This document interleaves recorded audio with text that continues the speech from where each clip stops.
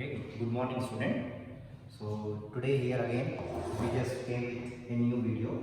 So today we are going to learn about the classification of periodic table, right? So how we are going to classify the periodic table, that we are going to learn today in the today's class.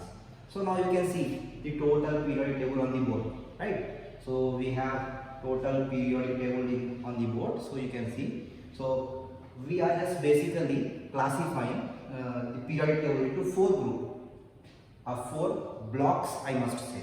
So what are those blocks? This one, this is S block. In the center we shall see is D block, and this one in the corner we have P block, and here down there in the bottom you are seeing F block. So first of all, periodic table is classified into four blocks: S block, P block, D block and F block. So total four blocks we have. So this one is S block, this one is P block, the middle one this one D block, and the bottom one this one is going to be F block. So total four blocks we have. Now we are going to learn each and every block of this particular periodic table. So first we will see about the S block. S block. So all four blocks we are going to see now. S block. So S block is nothing but this. This block is called as S block, right? So where we are having two groups. So in the periodic table, remember, whatever the column we are seeing now, that is considered as group. So these columns are going to be group. This is groups. This is groups, right? And all here we can say groups. And whenever we are going for a row, this total row is considered as period. So if I write group, so here we see 1, 2, 3, 4, 5, 6, 7, 8, 9, 10, 11, 12, 13, 14, 15, 16, 17 and 18. Total 18 groups we are seeing, and periods if you see, total 7 periods we have. 2, 3, 4, 5, 6, 7. So 7 rows we have and 18 columns we have. 18 columns are called groups and 7 rows are called period. And this F block is completely different from that. These F block are considered as two different series that we are going to learn. So if we are going to consider this particular group, this first group and second group, it is also called as first A and second A. First A and second A group. In Roman words also we can say first A and second A group. So these two groups together called as S block element. This is S block. So why we are calling this S block? So based on the electronic configuration, from the electronic configuration we can say, if I define S block, in S block the differentiating electron, that means the last electron, the differentiating electrons enter into valence shell of S subshell. Valence shell of S subshell. So in S subshell, the differentiating electrons are entering. That means in S orbital, the last electrons are entering. That is why this particular block is called as S block. So differentiating electrons enters into S subshell. That is why we are calling it S subshell. So subshell where the electrons are entering is S subshell. S subshell. So that is why it is called as S block element. So whenever you are writing the electronic configuration of any element, the last electrons is enter into S orbital. So that is why they are called as S block element. Second, we can say the general electronic configuration of this element. So the general electronic configuration of this element is NS 1 to 2. So this N is going to be number 1, 2, 3, 4. So whatever the number is, like if I go for sodium, so sodium is going to be 1s2, 2s2, 2p6, 3s1. So C, last shell is 3. N is 3 for last shell and S1, so 3s1. Maybe if I go for magnesium, it is going to be 3s2, S1 or S2. So the general electronic configuration of this element is going to be ns1 to 2. This one we can say. Right. The third point we can say, which is very important. These two group element, that is S block element, are metals. They are metals. That too a very soft metal. Even if you want, you can cut with your knife also. A soft metal. Highly electropositive element. These are highly electropositive soft metals. So you can say third point, these are metals. So this first group lithium to this strontium, we can say alkali metals, and this one is called as what? Alkaline earth metals. So these are metals and they are called as number one, first group of the S block called as alkali metals, and second group is called as alkaline earth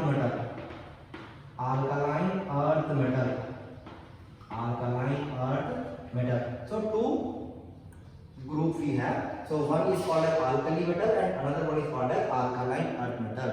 Because why alkali metal? Because they are going to form the bases.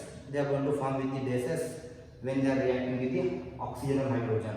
Right? So this is what we have in the S block. So they are highly electropositive metal, which are very soft. If you want, you can cut with your knife also. So if you go for this metal, because they are highly electropositive, they are going to lose the electron very easily.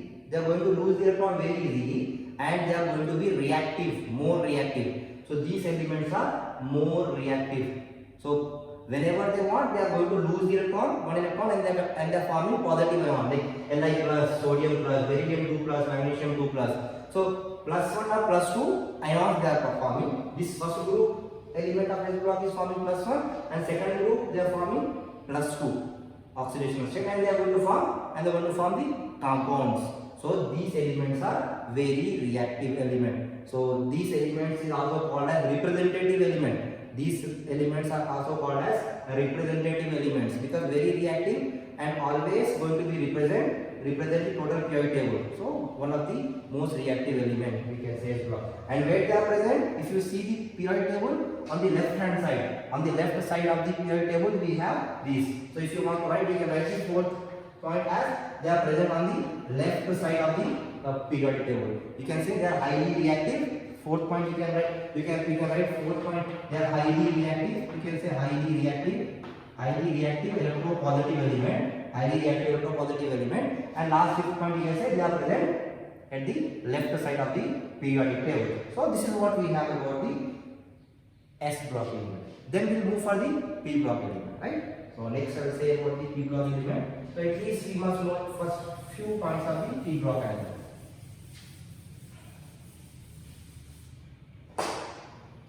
So P block, you can see P block, this group element is called as P block element.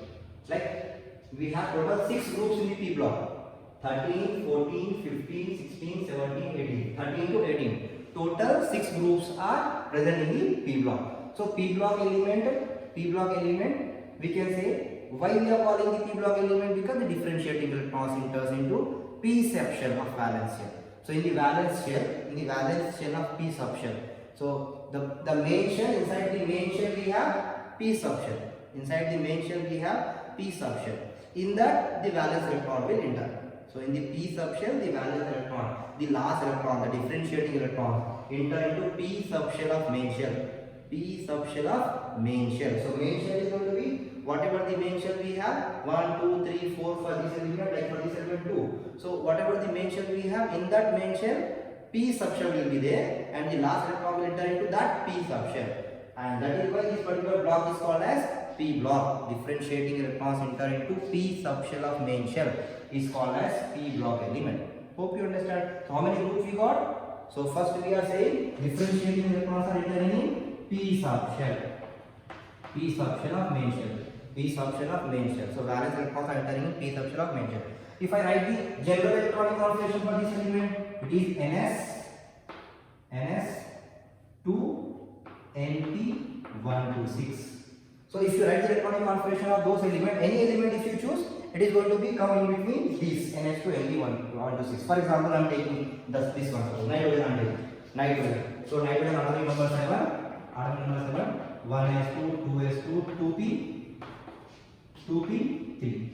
So see, 2s 2p, 2s 2, 2p 3. In between 1 to 6, no, 2p 3. So all the element will show. If I write the general electron configuration for this element, they are coming under this only, right? So 6 groups we have. So 6 groups, if I say, we have first group is called as boron family, because all the elements are coming under the boron, they are considered as boron family. This one is called as carbon family. This one is called as nitrogen family, also called as nicogens, also called as nicogens.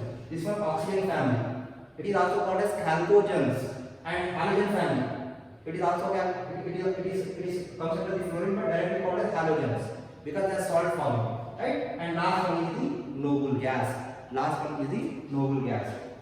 So all these elements like this group we have only metals, but this group is having all metals, non-metals and metalloids. Metal we have, non-metal we have and metalloid we have. So in this we have what? We have metal, we have non-metal and we have metalloid as well.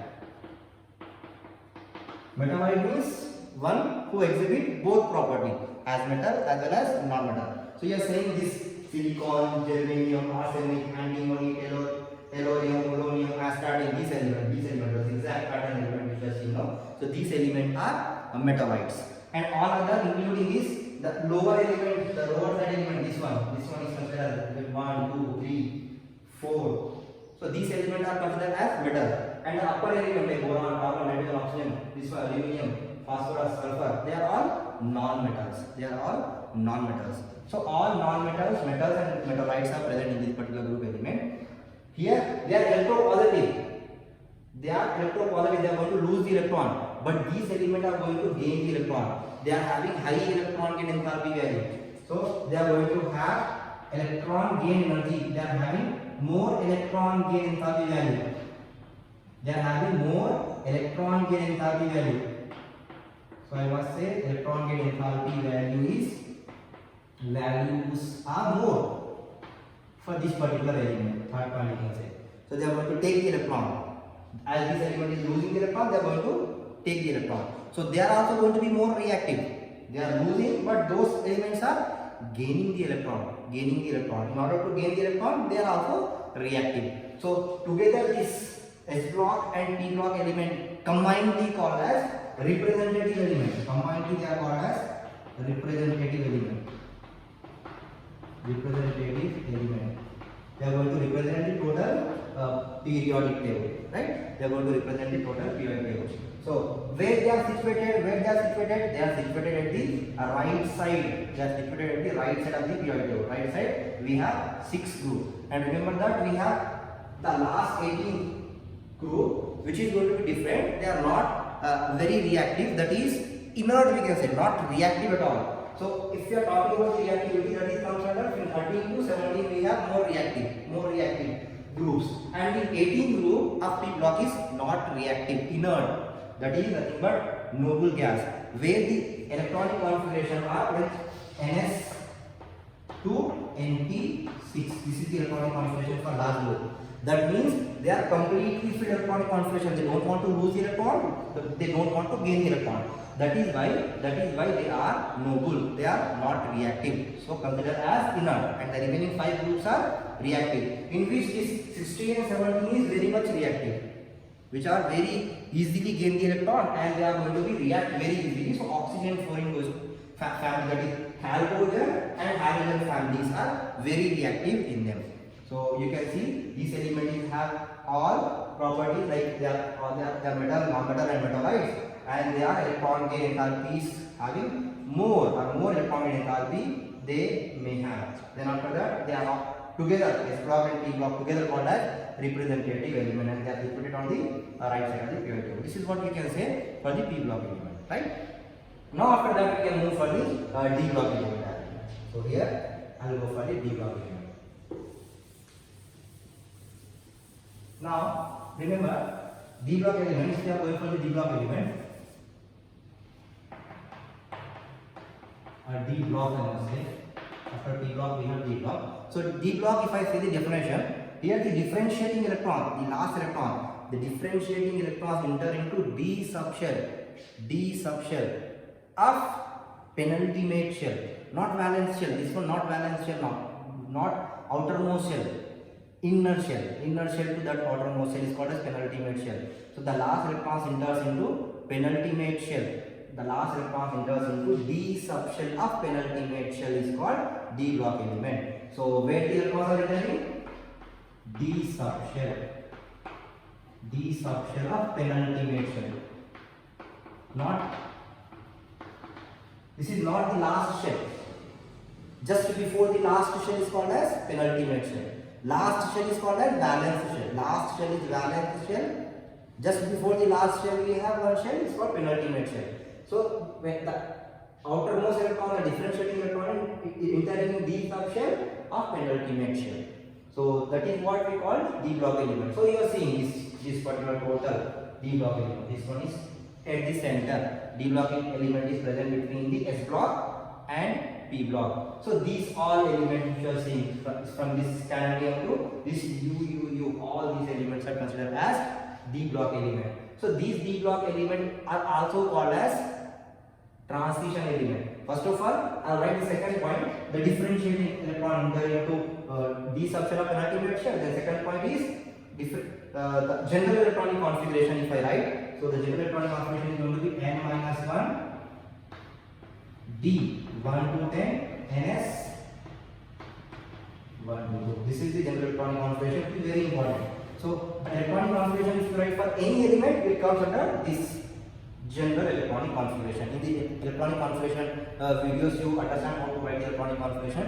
If you learn that, then simply by this general electronic configuration you can write any D block element electronic configuration. So general electronic configuration for D block element is going to be this one, right? And all these are also metals. They are all metals, and they show variable oxidation states. They shows what? They shows variable oxidation state.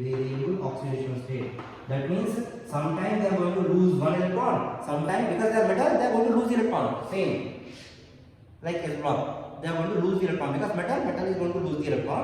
They are electropositive. But sometimes they lose one electron. Sometimes they lose two electrons. Sometimes they lose 7 electrons. Sometimes they lose 4 electrons. In magnets, suppose magnets is going to be lose 7 electron, become plus 7. Sometimes 4 electron plus 4, sometimes 2 electron plus 2, plus 2, plus 4, plus 7. All the oxidation state is possible for this particular magnets. So that is what. So they are showing variable oxidation state, and maximum oxidation state is going to be shown by this element only. 8 oxidation state, that is like osmium. Osmium shows plus 8 oxidation state also, right? So variable oxidation state they are going to show, and when they are forming the ions of this element, they show colored properties. The ions of this element show colored property. They are showing colors. The ions of D block elements are showing colors. They are used as catalyst in number of reaction. Like if I go for what Haber's process reaction, N2H2 give rise to ammonia, formation of ammonia, where we are using iron as catalyst. In number of reaction we are using the platinum, palladium, silver, nickel as catalyst. So we are using catalyst. In contact process also we are using vanadium, we are using as catalyst. So number of reaction we are using these elements as catalyst. So they are acting as catalyst.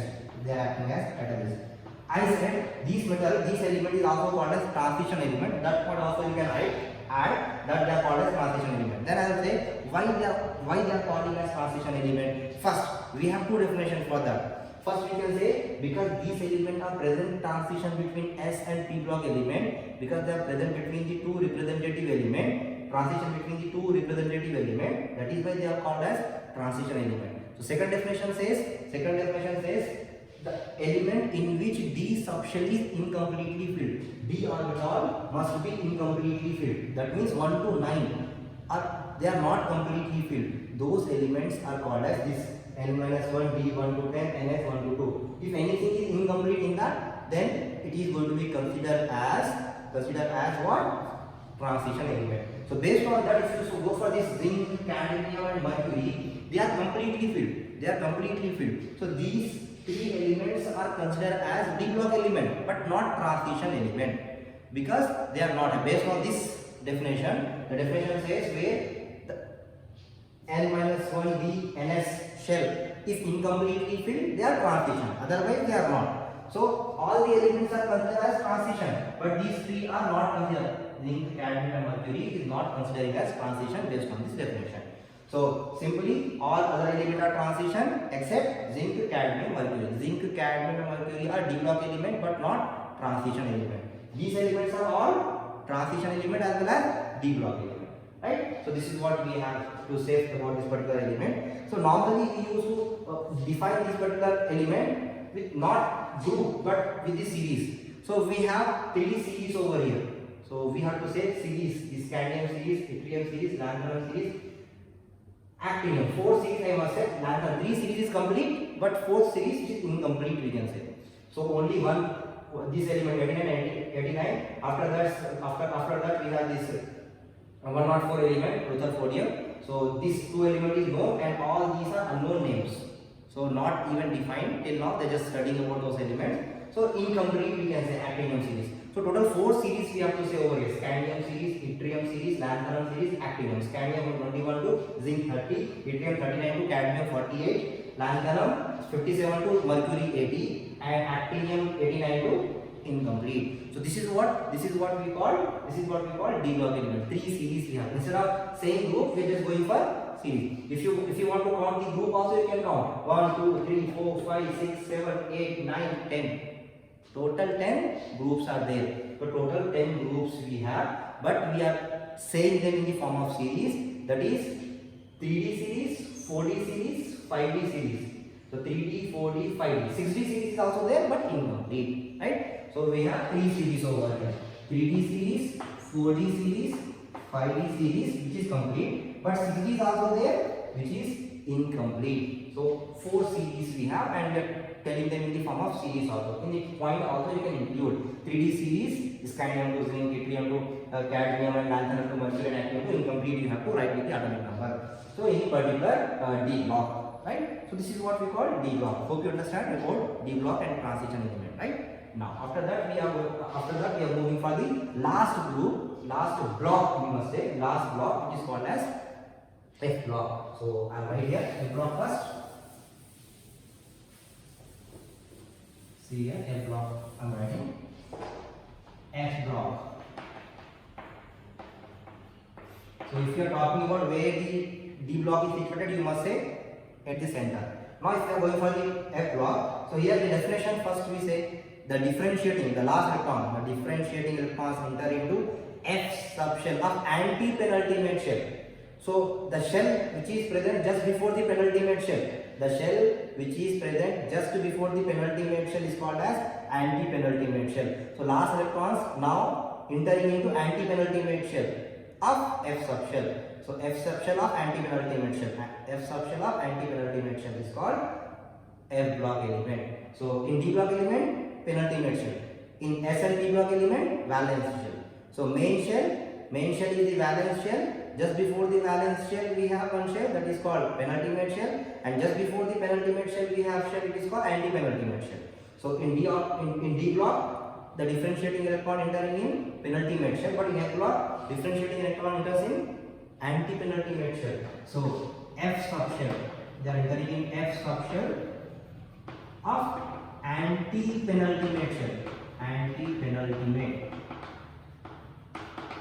Anti-penultimate shell is called F block. If I write the general electronic configuration, you can understand. See, general electronic configuration is going to be N minus 2, F 1 to 14, N minus 1, D 0 to 1, NS 1 to 2.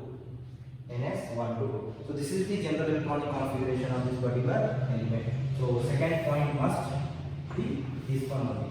And this element is also going to be metal. All of them are metal and short-lived, very short-lived. So and very less quantity also they are preparing in this particular element. If you see after lanthanum we have this series of elements 14. After lanthanum, even though lanthanum is considered as D block element, but after this D block element we have 58, 57 lanthanum, 58 is going to be in the S block, because the differentiating electron now entering in F block, that is anti-penultimate shell from cerium. That is why they are considered as F block. So after lanthanum we have total series of it. So we are saying as a lanthanide series. We have two series. First we are saying lanthanide series. Lanthanide series, that is after lanthanum and starting from cerium to till lutetium. Cerium to lutetium. So cerium, atomic number cerium is 58 and lutetium is 71. Then in the same way we have next series that is called as actinide series. Actinide series started from AC, that is actinide 89, which is in the D block, but it is comes under this D block only from thorium to lawrencium. So TH thorium to LW lawrencium. So thorium is 90, lawrencium is 103. So two series we have, lanthanide series we call and actinide series we call. Lanthanide series and actinide series, because they are coming after lanthanide and actinide. Because they are just producing from inside from the D block element, they are also called as inner transition element. They are producing from the transition element. From inside the transition element, they are producing this F block. So we are calling them as inner transition element. So we can add the point. They are also called as inner transition element. They are also called as inner transition element. All of them are metal. All of them are metal. And they are short-lived as well. All of them are metal. They are very short-lived, and they are also showing variable oxidation state. They are also showing variable oxidation state, same like D block element. And some of them is having variable number of oxidation state, that we can say. And where they are situated? At the bottom of periodic table. So at last we can say they are situated at the bottom of periodic table. So this is what we call F block element. So this is what a simple video about the 4 blocks. So how we are classifying them as S block, P block, D block and F block. Hope you understand. Like after that we are going to make the more videos. If you like these videos, so don't forget to like it and never forget to subscribe as well. So hope you understand this video. In future we will make more such kind of video. Thank you.